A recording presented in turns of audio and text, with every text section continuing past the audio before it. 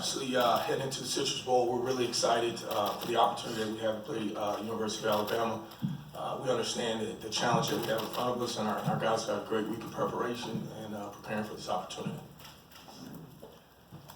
Same thing, raise your hand, we'll get a mic to you. We'll start over on the right, couple of you run back. Josh, do you sense this Alabama defense is vulnerable? This defense is very talented. Coach Saban and Coach Golden have done a really good job putting together this defense, facing some of the challenges that they've had this year as far as injuries. But they played pretty good, throughout the year. You look at them, one of the things that stands out is, they're second in the country in turnover margin. So obviously creating turnovers, but also offensively for them doing a really good job of maintaining the football. So they present a number of different challenges that we've been preparing for, and we're looking forward to the battle. Couple rows up, still on the right. Yeah, Josh, what has this year been like for you? I mean, just, going from Alabama to Michigan, being a first-time offensive coordinator. Can you just describe what the year's been like? This year's been awesome. I get a chance to work with, some fabulous young men, too, that are here today to represent us, and, the support that I've gotten from our players, the support I've gotten from our coaches. It's been amazing, so it's really living out my dream. I'm honored to be here at the University of Michigan to be able to lead these young men and continue moving the needle forward as we continue moving on. 3 rows back, staying on the right. For Shea, you played at Alabama one time. What do you remember about that experience? It didn't exactly go my way. I just remember going in and playing in that game as a freshman. I was a completely different player back then. I was just happy to get the experience. Couple rows up, staying on the right.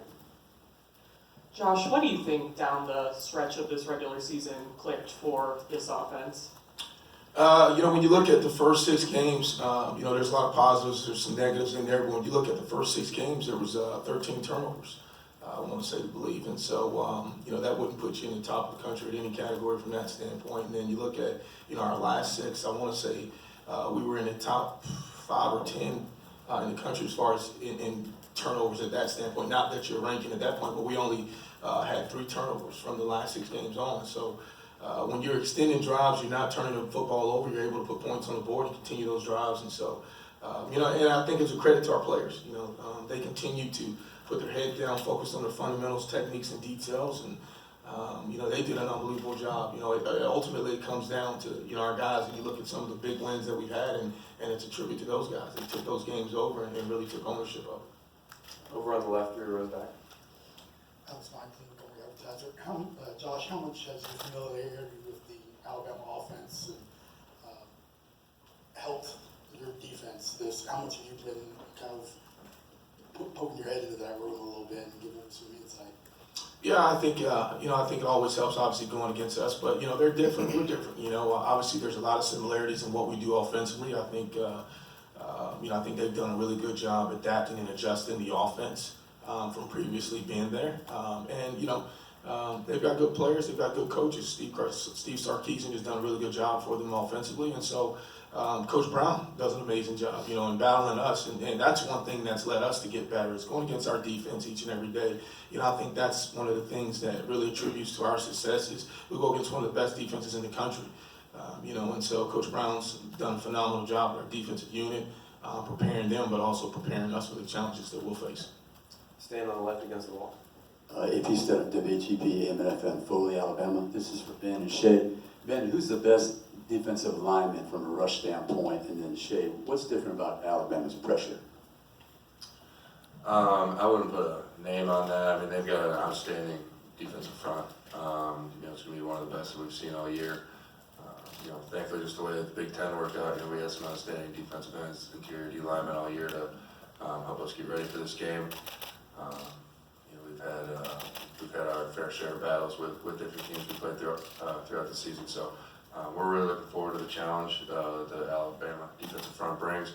I think we match up really well, and it's going to be a good battle. Over on the right. Shea, you said you're a different player than you were the first time you played Alabama. 4 coordinators later, how has your game evolved? And Josh, if you could speak to how Shea's evolved this season with you. Yeah, completely different. I was watching film in my freshman and sophomore year, and it's completely different. And,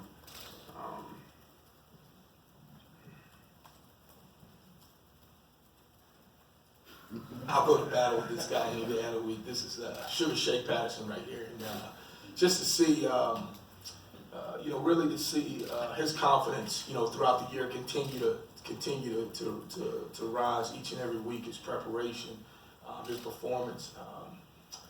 Obviously, statistically, he did some pretty amazing things throughout the year as far as number of 300-yard passing games. But I think there was some adversity that we faced offensively. And I think Shea is one of the leaders, and Ben is one of the leaders that really took ownership of it. And no one put their head down. They continued to fight and continue to push through. And that's a testament to their character. There was a point in the year when a lot of people were saying give up and quit and, hey, this isn't working, this isn't this. But none of our kids believed that because they truly knew who we were. They knew who we were in practice, who we were in games. And it was a testament to their character to fight through everything. So I couldn't be more proud of Shea and Ben, both of these guys. But specifically when you say of Shea, this guy's a player, man. He's been playing at an extreme high level for us, and he's been the leader of our offense, leader of our team. And like I said, I'll go to battle with him any day out of the week versus any team in the country. Moving a little bit further in on that same row. James Ogletree, the Crimson White. Josh, what have you learned in your first year as a play caller, whether that's X's and O's or communication and getting through to your guys? I would say, when you first take over a job, the only thing that ever comes to mind is all the positive things. You obviously think about, all the things positive, all the scoring, the touchdowns, and you never really set the standard as far as thinking about the negative things as far as the adversity you may face. We can laugh about it now. Our first play of the season ended with a fumble. So, when you're sitting there on your first play call, the first thing that happens, and the next thing you know, the ball's on the ground. You got to learn how to deal with adversity. And so I think that was the unique thing. But I think really the thing that really inspired me and inspired our offense is I knew that I could look in the eyes of our young men each and every week, and they never lost faith. They never lost confidence. And when your players play for you and they play for each other, good things ultimately end up happening. And that's my trust in them, my belief in them. But most importantly, I think their trust in their coaches, their trust in their teammates, their trust in Coach Harbaugh. We've got a great culture within our team, within our offense, and we're really proud of everything that we've accomplished. We're proud of each other, but we're not done. We've got a great opportunity ahead of us to really end the season the way we want to. Back left. Joseph Salvador, Florida Citrus Sports. Shea, what was the turning point here for you this season where the offense started to click for you and the team?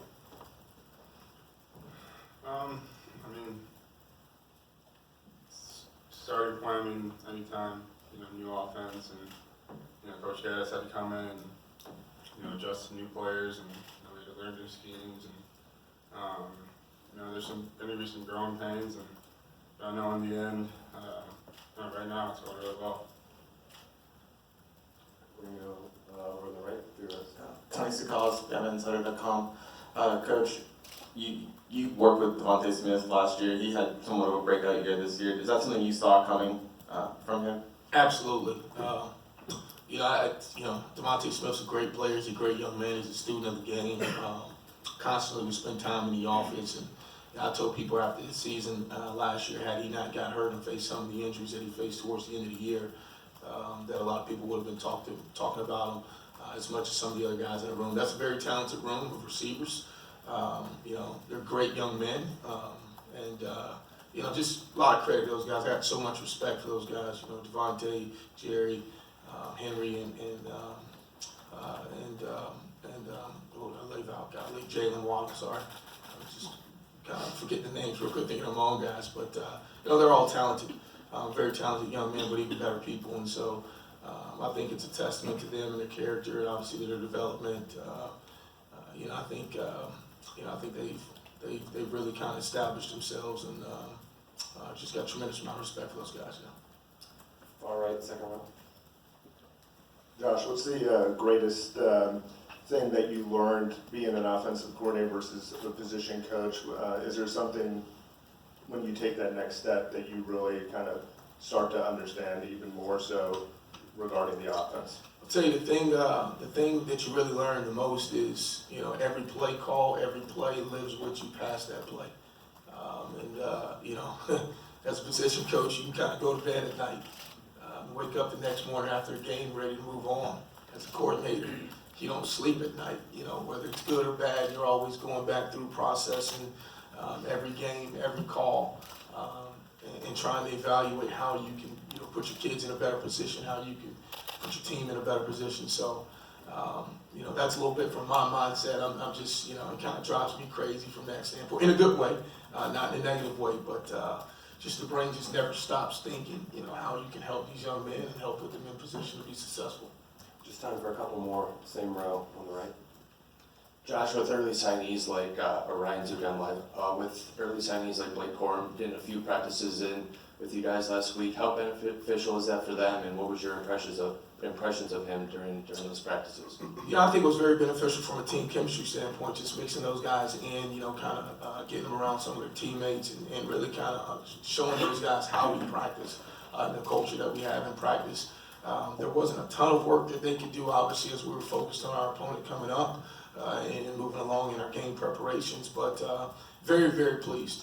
Offensively, we had Zach Zenner and then we had Blake Corum there early, and really pleased with both of those young men and what they displayed. Blake's got a unique ability to be explosive with the ball in his hands, and we're excited about him.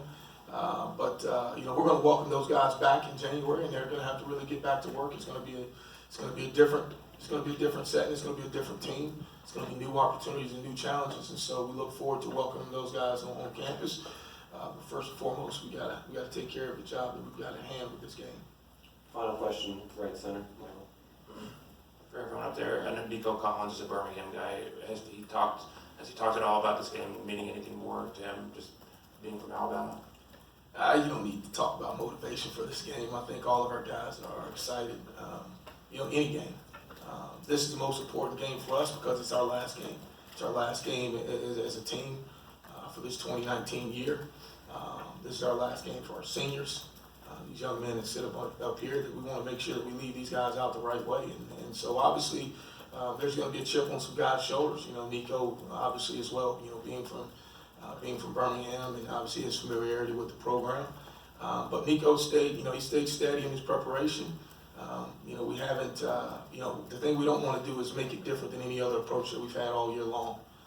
And so, we got to stay within the framework of how we prepare each and every game and each and every week.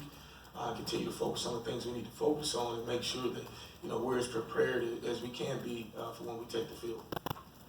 Gentlemen, thank you for your time. Enjoy the rest of your week. Thank you.